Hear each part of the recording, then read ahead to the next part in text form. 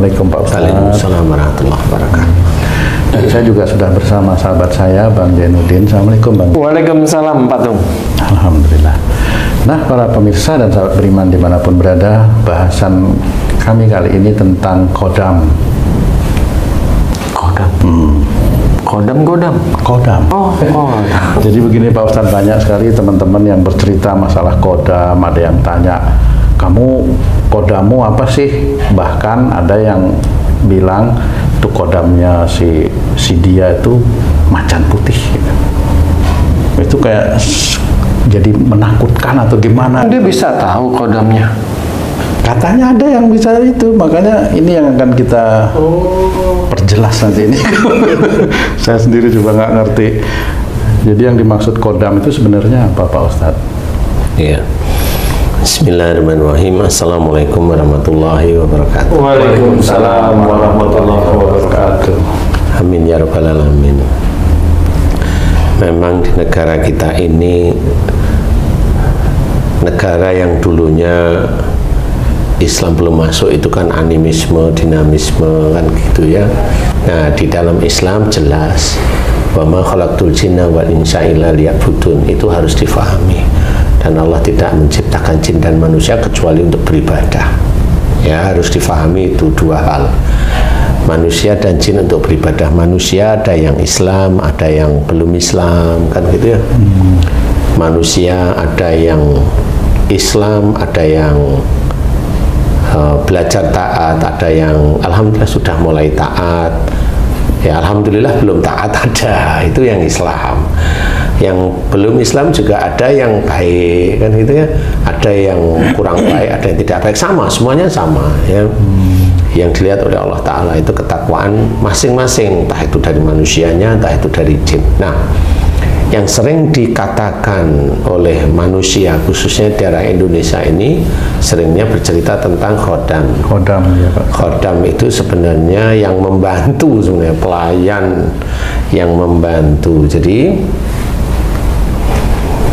kalau ada seorang bilang khodamnya itu macan putih mamanya, ya begitulah sebenarnya itu jin. Nah, jin itu dari mana? Bisa aja dia punya pegangan. Jadi dia dikasih orang pintar atau dia dikasih sama dalam tanda petik itu seperti kiai ya, seperti ya gitu. Kasih pegangan, kasih amalan sehingga si macan putih itu selalu ada. Dan itu saya sering sekali mendengar cerita dari para pasien gitu. Ya, jadi dia punya ilmu macan putih ya. Kemudian yang datang ke sini kenapa? Ya kena sihir biasanya. Nah, pertanyaannya adalah, lah, kodam itu gunanya untuk apa? Membantu, apa? Melindungi. Lah, kok kamu masih kena sihir? Dan banyak kan seperti itu. Nah, yang nggak tahu lah, makanya nggak tahu, nggak usah dipercaya kan seperti itu. Berarti kodam itu lebih dari satu dong kalau dia minta ke mana-mana. Iya, lebih dari satu bisa. Tapi anak buahnya banyak. Oh, itu bukan lebih dari satu lagi. Banyak Kan komandonya satu, Satu. tapi kan anak buahnya banyak sebenarnya. Nah, kodam itu jin atau lebih kalau saya boleh bercerita lebih kasarnya, sebenarnya itu siluman, bukan jin. Jin kan bisa aja, jin itu wujudnya manusia. Tapi siluman inilah yang biasanya bermain-main dengan manusia, itu siluman. Berarti berbentuk selain manusia, binatang gitu. Ya, binatang, harimau, ular, buaya, kodok, seperti itu, kura-kura. Kalau dia membantu manusia yang dia anggap tuannya, kalau dia khodam gitu ya, itu dikendalikan oleh manusia itu dong, berarti pergerakan khodam ini.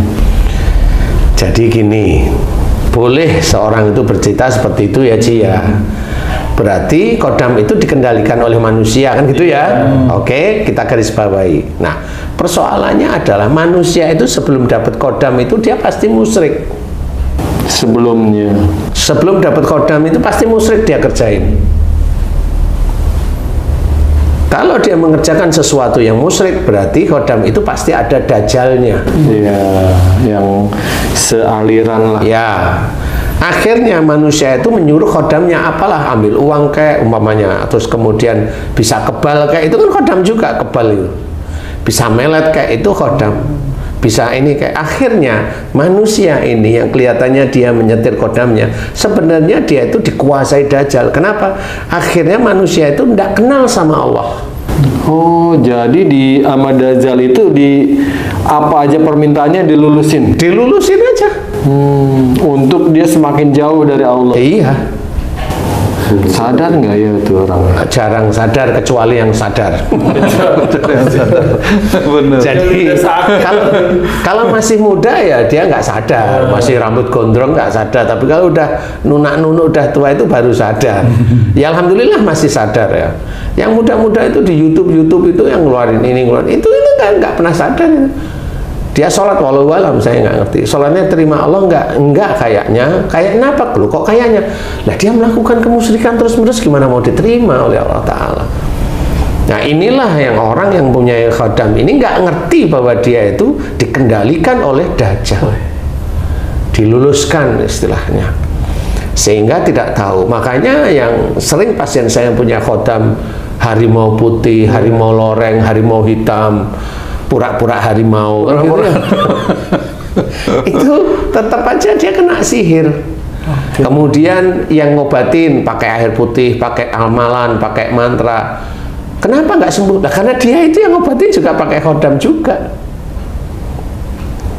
Oh, khodamnya nggak bisa menangkal sihir gitu ya jadinya Pak Ustadz ya? Kan memang belum ada aturannya. Mana ada kodam bisa menangkal sihir, kan nggak ada aturannya. Ada lagi kodam dari leluhur, itu apa itu? Nah ya itu kan ilmu. Nah ilmu. kalau kodam dari leluhur itu mamanya dulu leluhur kamu itu nyembahnya jin, dewa, pohon atau apa mamanya, kan gitu. Pohon disembah-sembah atau yang penunggu pohon. Bisa aja ya. Nah itu bisa masuk ke kamu. Oh, nah masuk itu karena walaupun tidak diminta gitu bisa itu Ya kodam? bisa aja. Iya. Bisa aja, karena memang orang zaman dulu kan nggak ngerti kalau ilmu itu bisa menurun tanpa dia berikan. Kan gitu.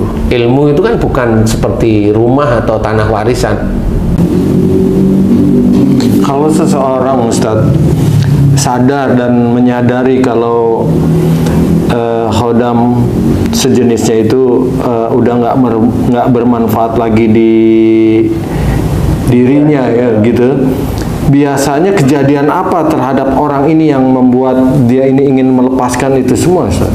Ya biasanya dihalang-halangi aja. Maksudnya gimana? Dia dihalang-halangi. Kalau mamanya dia ngerti, mamanya, wah saya memang punya ilmu karena sejak dulu saya tuh selalu ada orang tua yang ada di sebelah kiriku atau kananku atau belakangku. Orang tua pakai baju kayak baju Jawa atau pakai baju sorban dan gamis mamanya.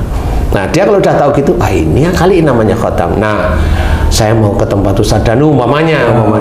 Wah itu dihalang-halangin terus. Oh gitu. Dihalang-halangi terus. Pada waktu mamanya dia itu melihat acara di YouTube saya, pasti jangan lihat itu, jangan lihat itu, seperti itu. Nah,